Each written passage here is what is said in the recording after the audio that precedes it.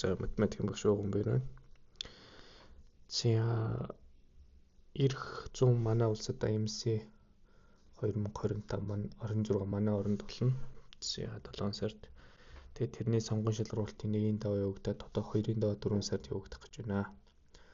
За 2-ийн даваанд оролцох хүүхдүүдэд зориулаад Монголоос нийт 80 хүүхэд оролцсон. Тэр 80 хүүхдэд багтахын төлөө хүн болгон хөдөлмөрлөж байгаа. За тэдгээрээ дэмжих зорилгоор өмнөх жилийн 2-ийн давааны бодлогоудаас эхнээс нь жаахан бодёо. Тэгээ багуугаар бодоод байвал нэлийн бодлогод иш орох хаа. За шууд 2-оос нь эхэлж нэг нь хүмүүст оцчих чадмаар харагдаад байлаа. За 2 нь ингэнэ. Тэгш өнцөг дотор нэг цэг сонгоод за сонгосон. Тэгээ сонгосон цэгээс энд нэг цэг сонгосон шүү. Сонгосон цэгээс талуудын тундаж руу нь холбосон. Тэгш өнцөгтийн дөрвөн талын тунд midpoint руу нь холбосон. За тэгээд мэдээж ийм нэг дөрвөн хэсэгт хувааж байгаа. За тэдгээрийн талбайнуудыг харгалзаа өгч өгсөн. За гэтэл 3 4 дэх нөхрийн талбайг нь мэдэхгүй байна. За энийг бидрийг нь олоо гэсэн байна. За энийг бодохын тулд бидрт ямар мэдлэг хэрэгтэй юм гэхээр аливаа гурвалжны талын дундаж гэж нэг цэг байна. Суур дээр би нэг дундаж нөхөр нэг цэг сонгоё. Оройгоос энэ цэг рүү холбох юм бол талбайг 2 тэнцүү заавал. Талбайг 2 тэнцүү байна. Талбай харьцаа нийлэх зүгээр нэг лим маяг л. Бүр энэ суурийн эм харьцаатай нь одоо бол эн гэж болно шүү дээ. Тэгвэл талбай дагаад эмийг харьцах нь эн харьцаатай байна.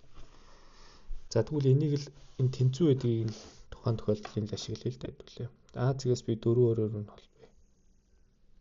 4 өөрөөр нь холбочих. За тэгэхээр баахан гурвалжин бол.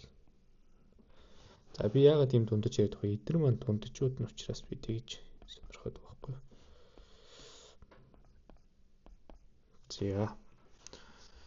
За тэгвэл би ингээл да.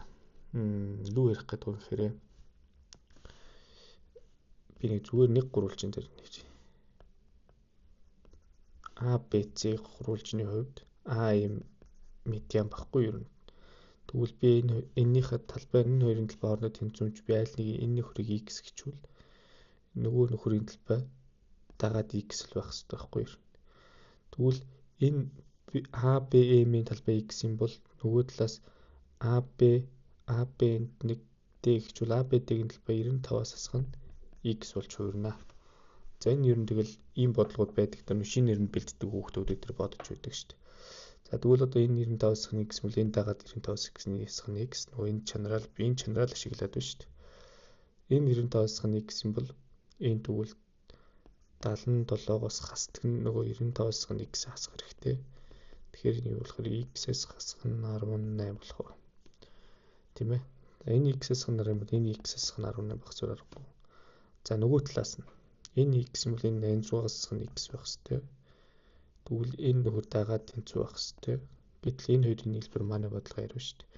Би 86-аас хасах нь x-зээр нэмдэг нь x-ээс хасах нь 18 гэж бодох юм бол 68 болох уу?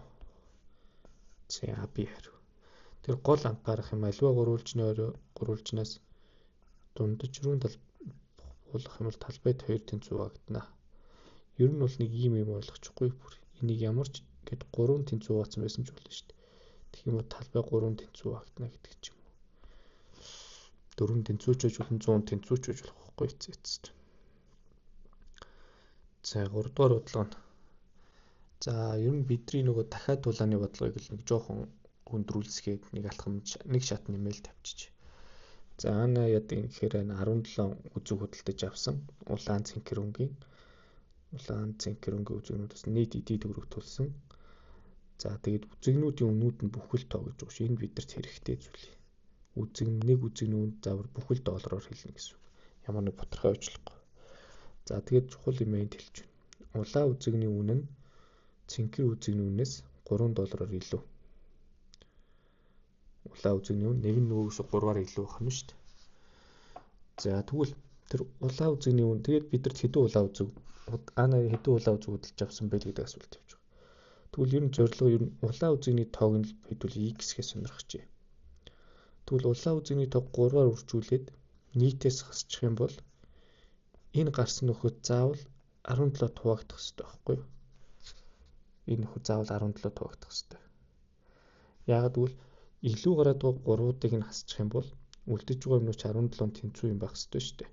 Нөгөө дахиад уулын бодлогоос. За би 3-ыг хаалтнаас гаргачвал чийд юм бэ? 64 юм уу?